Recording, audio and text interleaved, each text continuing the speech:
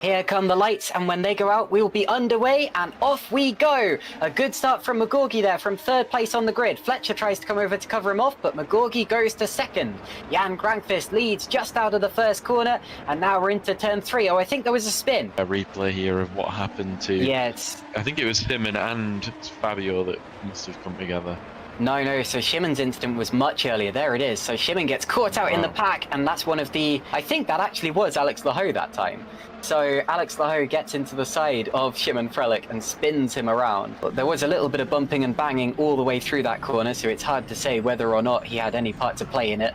And there, Laho gets a little tap in the side and gets spun around.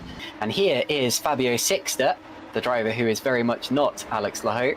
And he nearly came together, did come together with, so Sixter goes bouncing off the side of Adam Maguire's car and spins across the road, but I don't think that's any fault of Maguire's, because you can see he's right up against the barrier. I think that's just the kind of racing incident that happens on the first lap.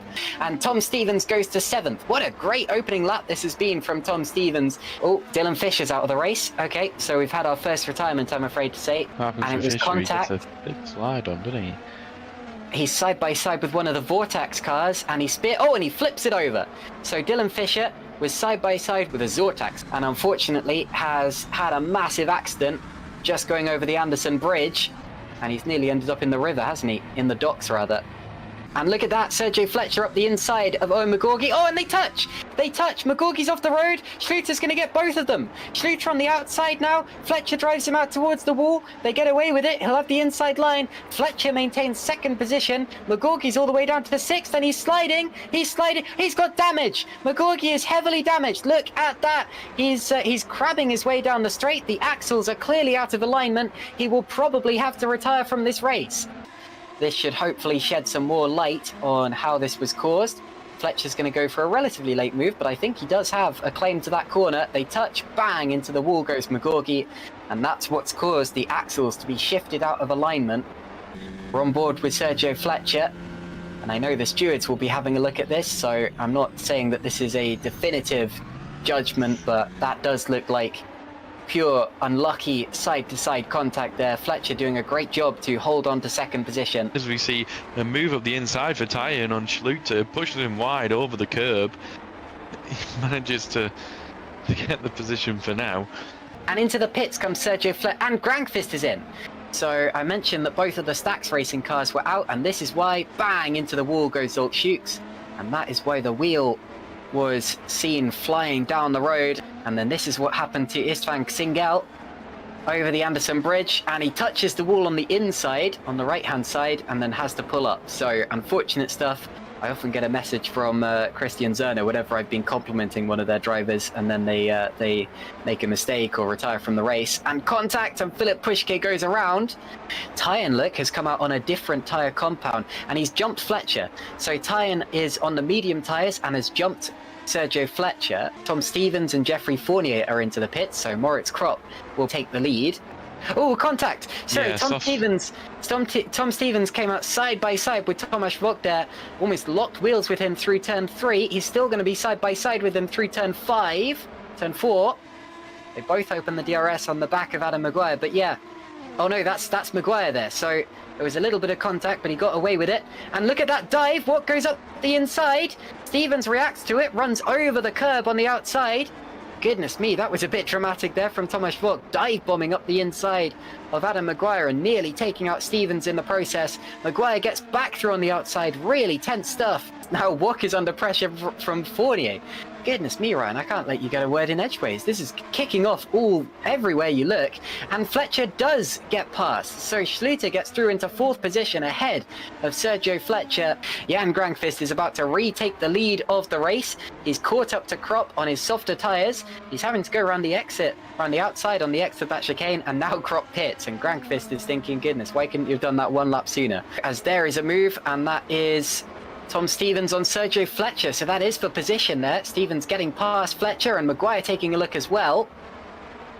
Okay. And a big dive up the inside, and that was Jeffrey Fournier also pulling a move on Fletcher. Does Fletcher have damage or something here? He's dropping like a stone, Ryan. And out of the race goes Alex Laho. Oh, pushing no. Too hard on these tyres, or you know, one mistake, as we see what can happen if you make a mistake around here by Alex Lahoo. Thomas Vogt, DRS open down the straight. He's approaching Sergio Fletcher, darts to the outside and gets through actually. And we're about to see a replay of what's happened to our former Super League champion. Ooh, comes into contact with the Sol Pescara ADG car of, oh, round he goes. Does well not to go straight back onto the racing line. Contacts there with the Pescara ADG car of Ragosa? Alexander Ragosa. And Moritz Kropp is out of the race. It's through turn 3, is it? And it's a disconnection, so no fault of Moritz Kropp's. So yet another driver dropping out.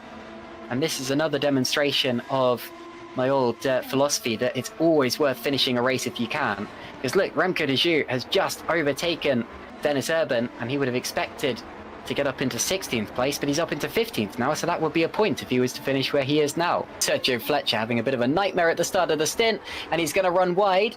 Fletcher will have to give that place up.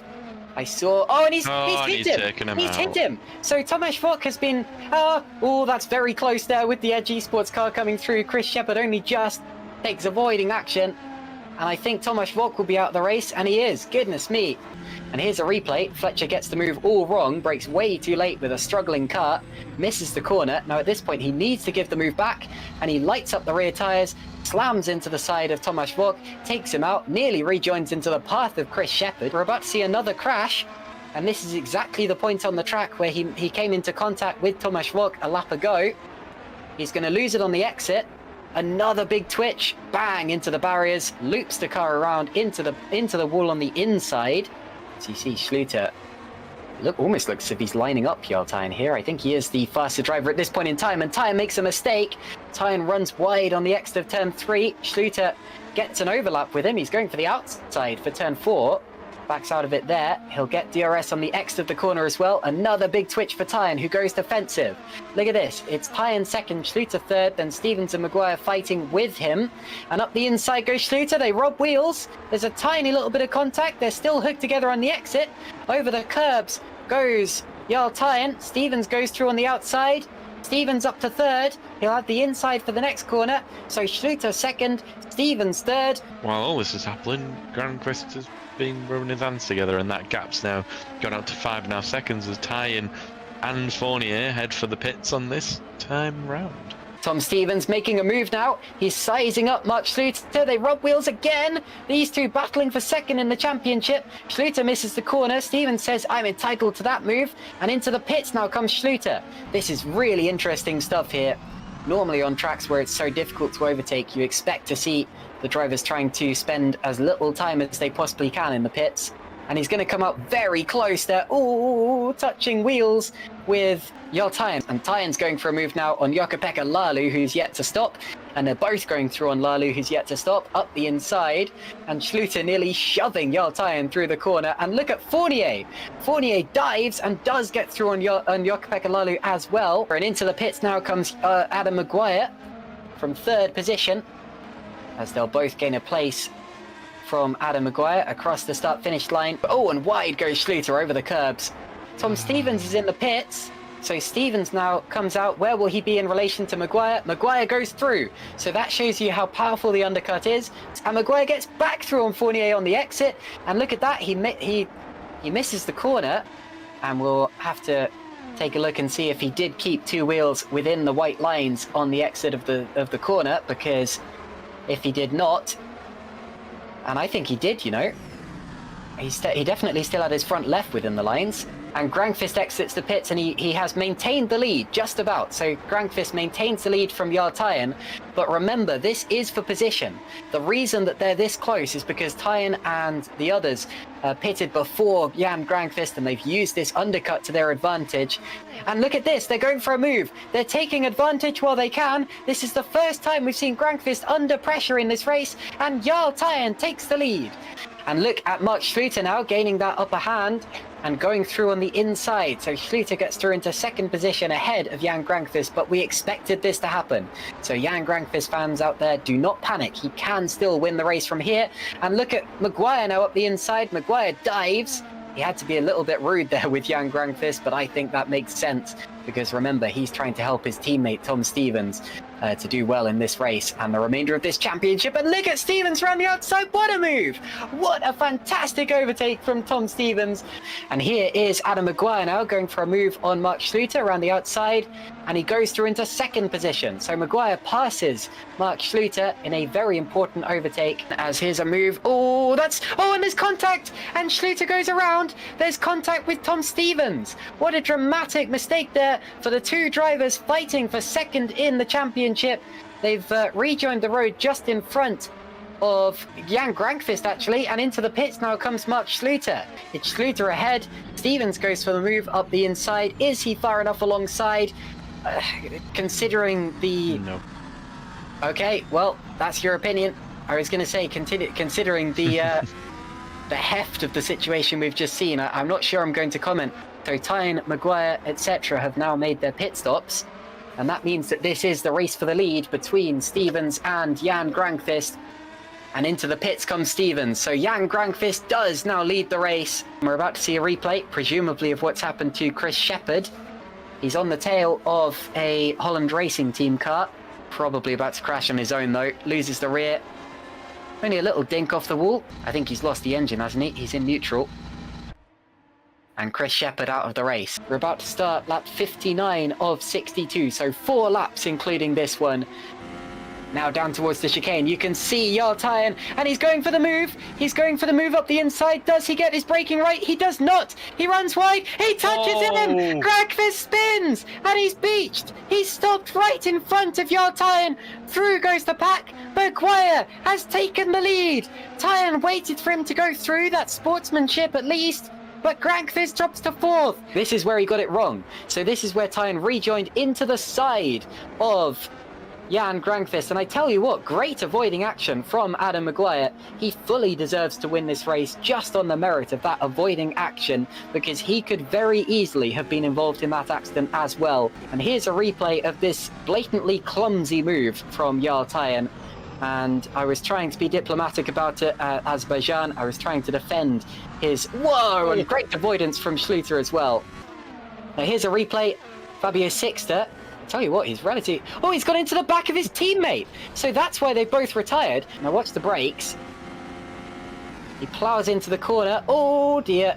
Well, he tried to bail out of it. You saw him going to the left. I think that was a brake failure for Fabio.